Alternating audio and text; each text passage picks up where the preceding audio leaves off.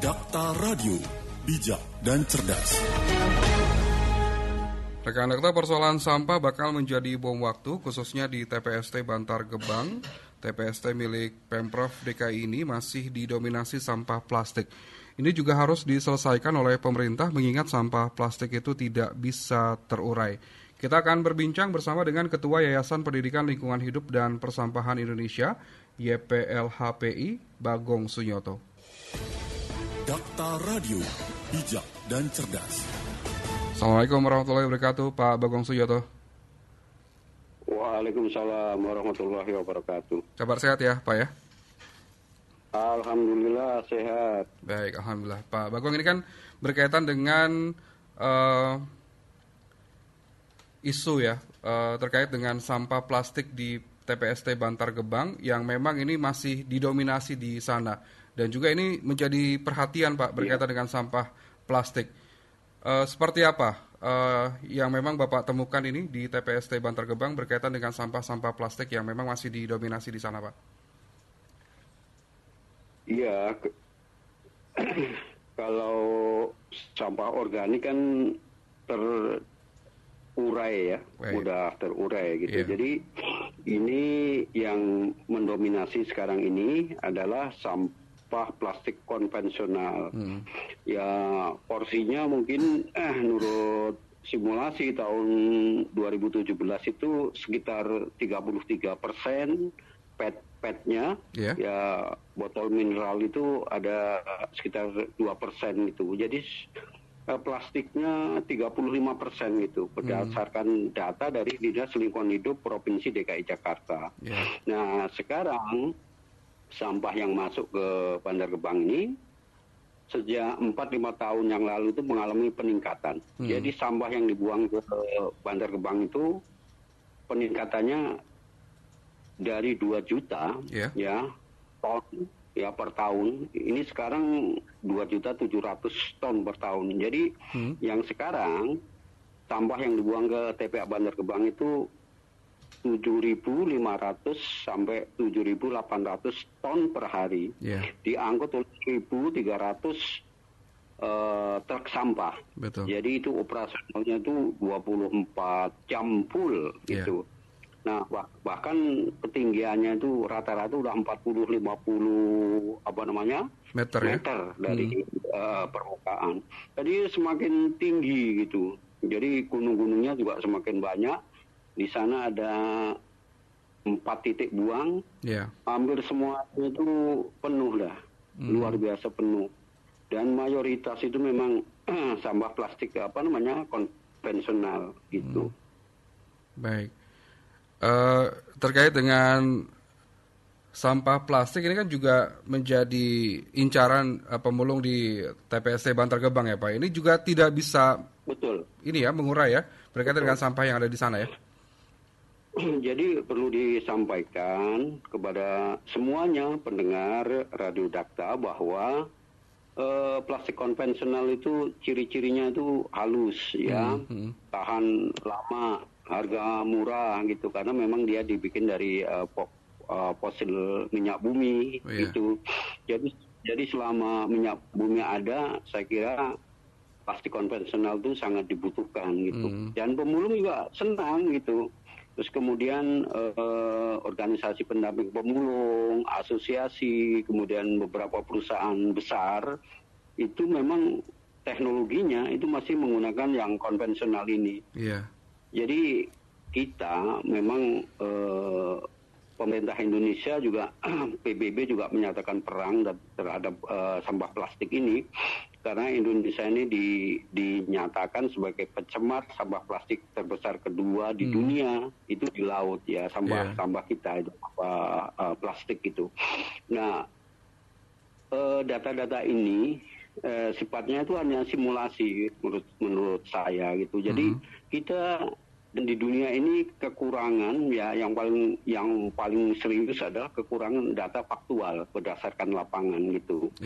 Jadi sampah plastik kantong plastik kresek gitu ya, berbagai jenis plastik itu yang menjadi perhatian serius itu adalah di Bantar Gebang. Nah di sekitar Bantar Gebang itu memang berdiri pabrik-pabrik biji plastik itu hampir 14 unit lah, itu 14 pabrik lah itu. Juga ada karung dan sebagainya. Tapi saya lihat di beberapa TPA itu kantong plastik itu kayaknya nggak diperhatikan. Iya. Masih banyak, iya, termasuk juga saset, bungkus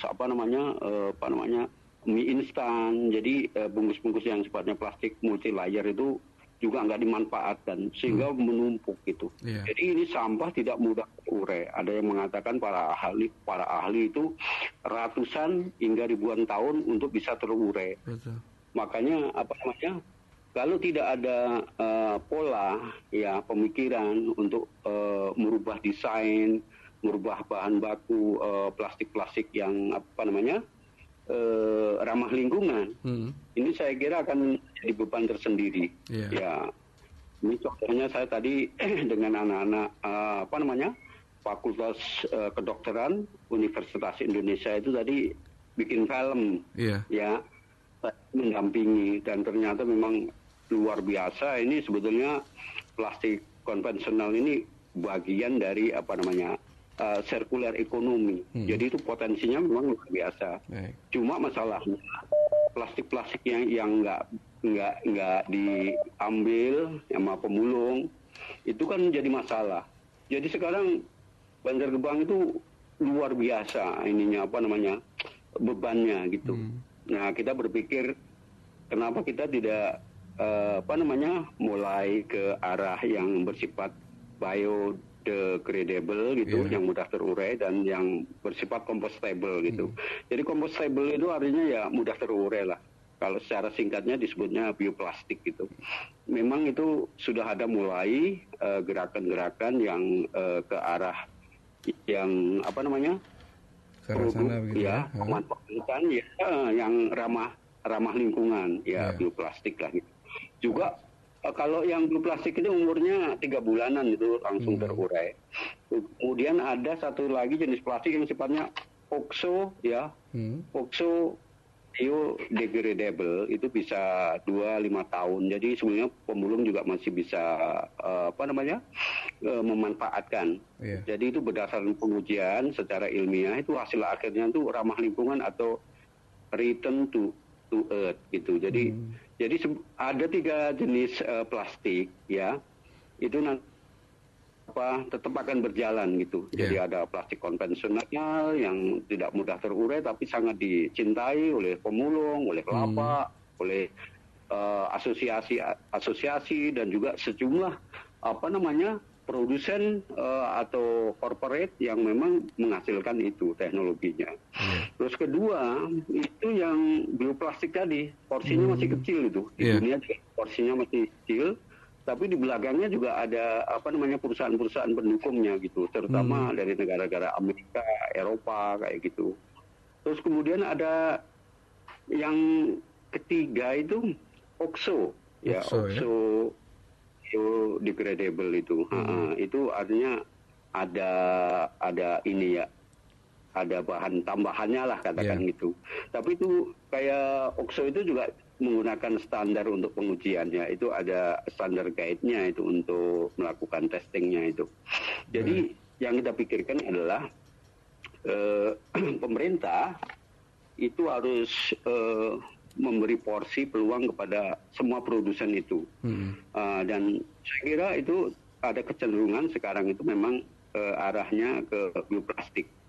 Selain itu ada upaya-upaya kebijakan dari pemerintah daerah itu adalah pengurangan plastik, pengurangan penggunaan plastik sekali pakai. Betul. Nah kan kayak edukasi kan udah mulai itu. Tidak menggunakan plastik di supermarket juga sudah diterapkan saat ini ya Pak ya? Iya. Kalau saya lihat di Kota Bekasi tertib lah itu. Jadi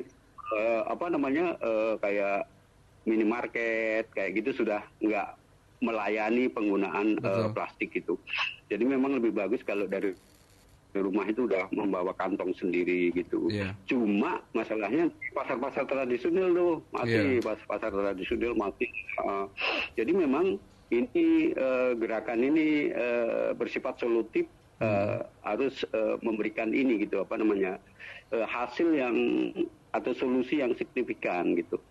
Kemudian solusi yang lain adalah pemerintah itu memang harus memberikan membuat peraturan pemerintah itu tentang extended producer responsibility. Jadi agar para produsen kemasan plastik itu bertanggung jawab terhadap sampahnya. Jadi maksudnya prinsipnya itu pencemar itu membayar. Itu memang udah ada di Undang-Undang 18 tahun 2008 tentang pengelolaan sampah. Nah, itu ada gandengannya dengan Undang-Undang 32 tahun 99 tentang perlindungan dan pengelolaan lingkungan hidup. Betul. Jadi memang di sini perlu satu gerakan-gerakan yang sifatnya itu konkret. Misalnya UKM itu sudah mulai harus menggunakan plastik yang ramah lingkungan gitu.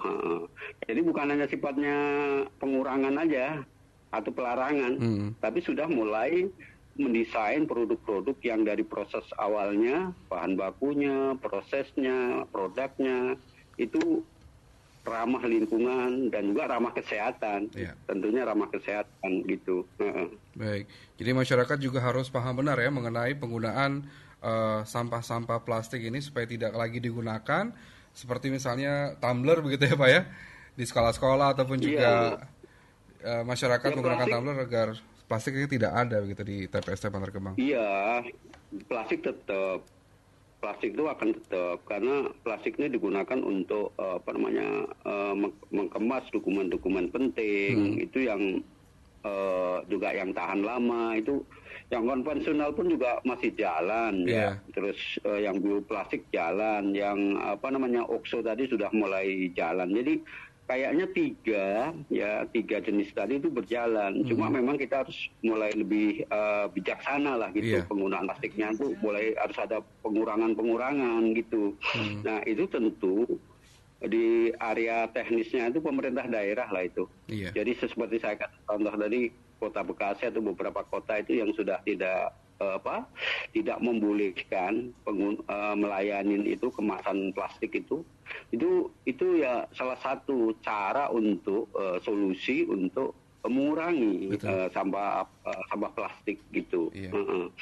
Cuma sekarang memang kalau kita perhatikan trennya masih tinggi ini penggunaan plastik ini trennya, karena kalau kita lihat di Bantar Gebang itu setiap truk yang loading atau menurunkan sampah itu rata-rata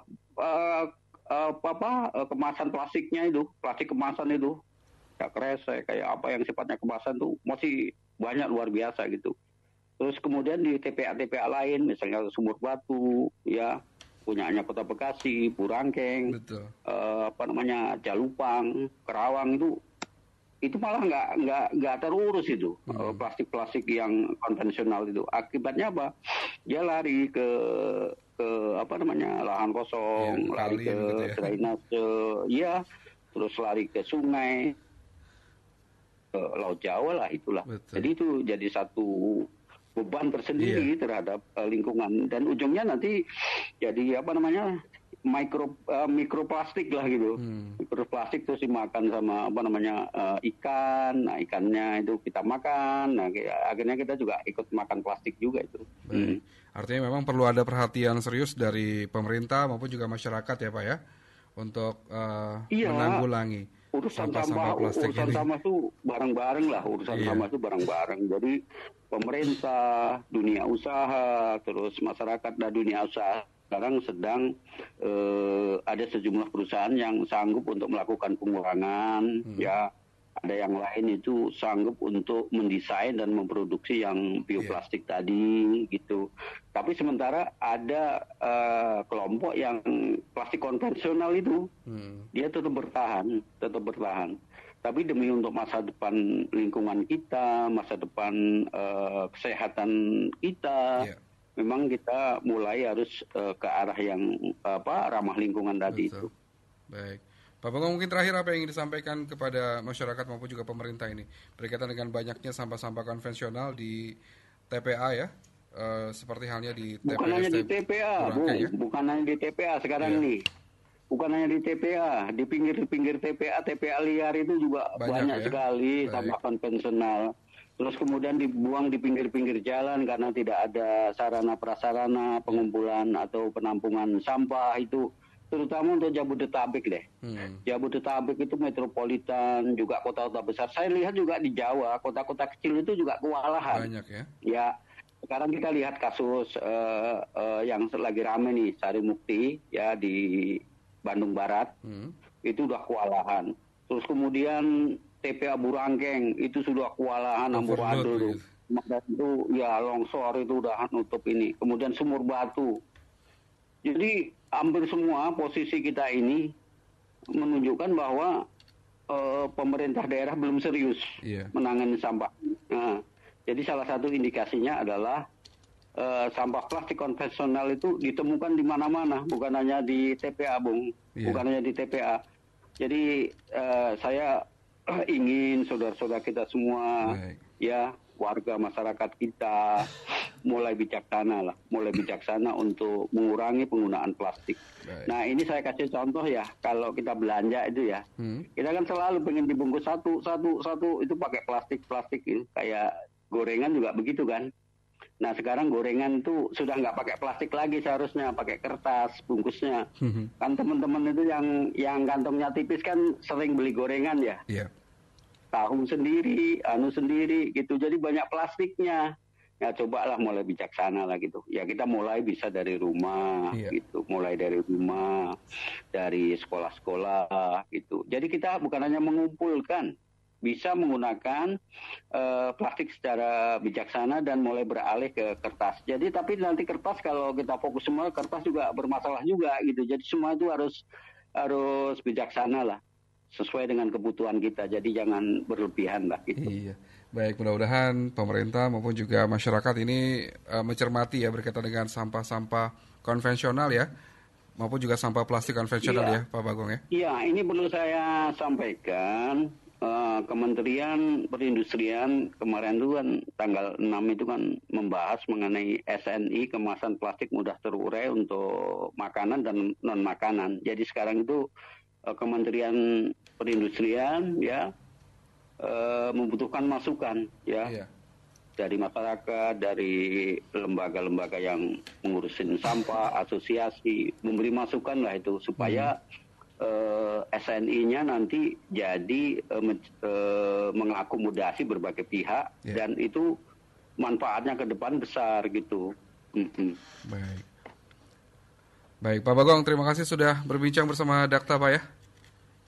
Ya, terima kasih Bang, terima kasih semua pendengar Dakta. Mudah-mudahan persoalan sampah ini juga bisa diselesaikan oleh kita ya. Semua pihak juga harus terlibat ini. Ini satu Bang, satu yang tertinggal. Jadi sifatnya sekarang itu bukan banyak kampanye, tapi sekarang banyak solusi. Jadi berbagai komunitas ya, masyarakat, warga, mulai dari RT ya, RW, semua yang penting bisa memberi kontribusi untuk menyelesaikan masalah sampah ini. Mestinya pemerintah daerah harus mensupport mereka, harus memberi peluang-peluang gitu agar mengurangi beban pemerintah daerah. Baik. Saya kira itu Bang. Baik. Terima kasih Pak Bagong sudah berbincang. Selamat beraktivitas kembali ya Pak ya. Assalamualaikum warahmatullahi wabarakatuh. Ya. Waalaikumsalam. Dakta Radio, bijak dan cerdas. Rekan-rekan itu tadi kami ajak berbincang Ketua Yayasan Pendidikan Lingkungan Hidup dan Persampahan Indonesia (YPLHPI) Bagong Suyoto.